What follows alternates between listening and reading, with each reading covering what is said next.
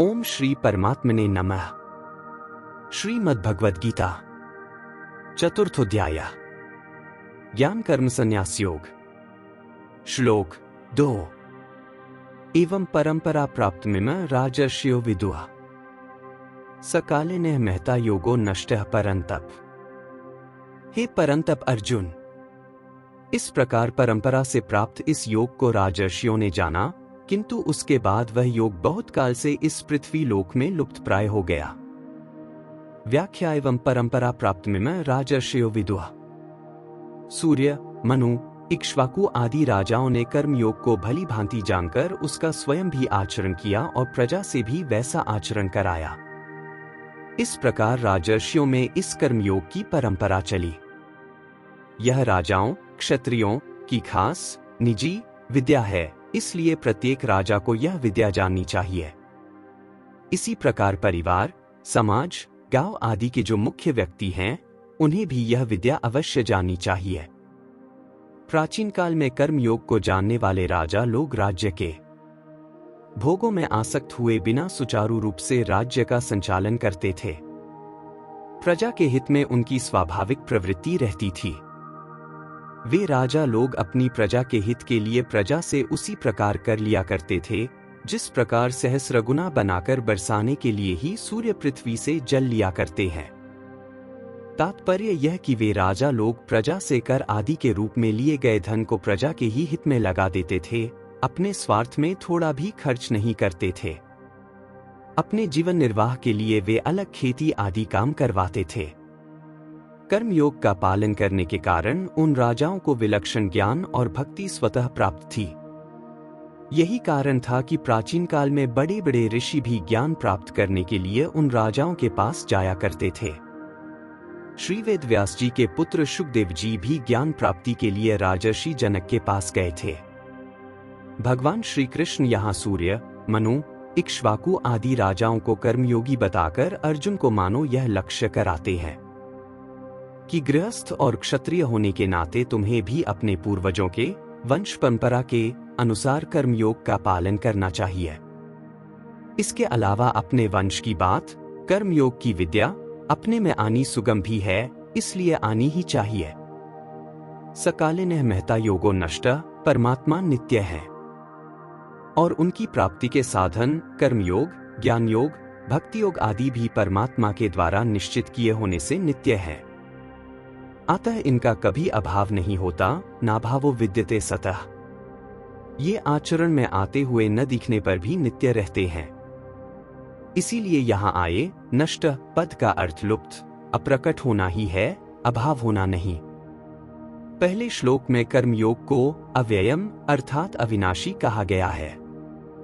अतः यहाँ नष्ट पद का अर्थ यदि कर्मयोग का अभाव माना जाए तो दोनों ओर से विरोध उत्पन्न होगा कि यदि कर्मयोग अविनाशी है तो उसका अभाव कैसे हो गया, और यदि उसका अभाव हो गया तो वह अविनाशी कैसे।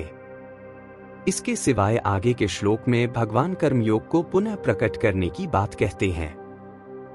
यदि उसका अभाव हो गया होता तो पुनः प्रकट नहीं होता। भगवान के वचनों में विरोध भी नहीं आ सकता।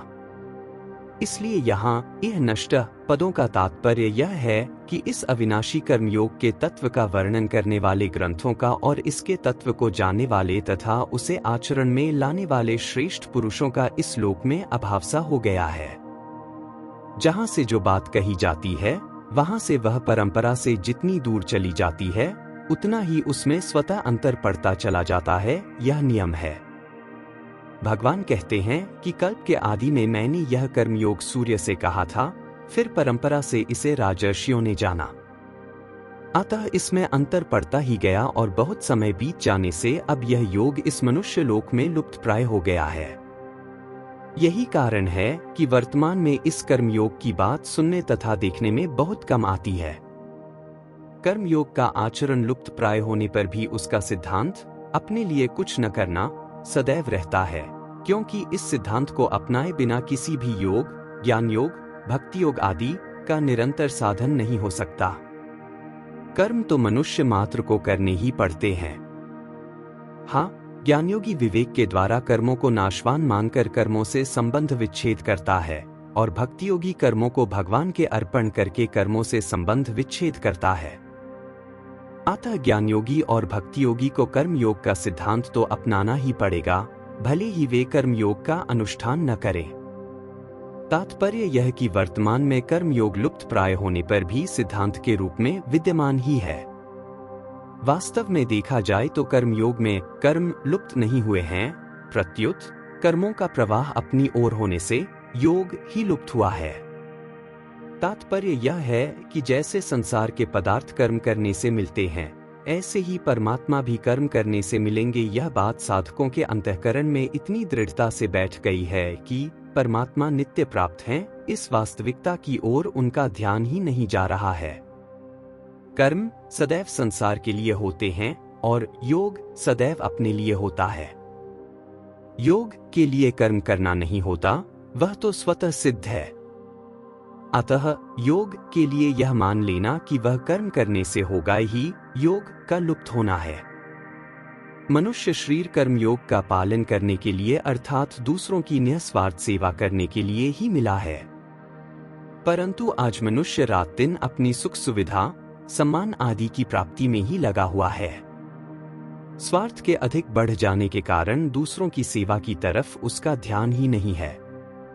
इस प्रकार जिसके लिए मनुष्य शरीर मिला है, उसे भूल जाना ही कर्मयोग का लुप्त होना है।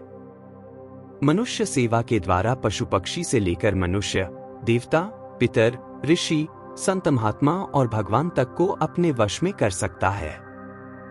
परंतु सेवा भाव को भूलकर मनुष्य स्वयं भोगों के वश में हो गया, जिसका परिणाम नरकों में तथा 84 लाख योनियों में पड़ जाना है। यही कर्मयोग का छिपना है।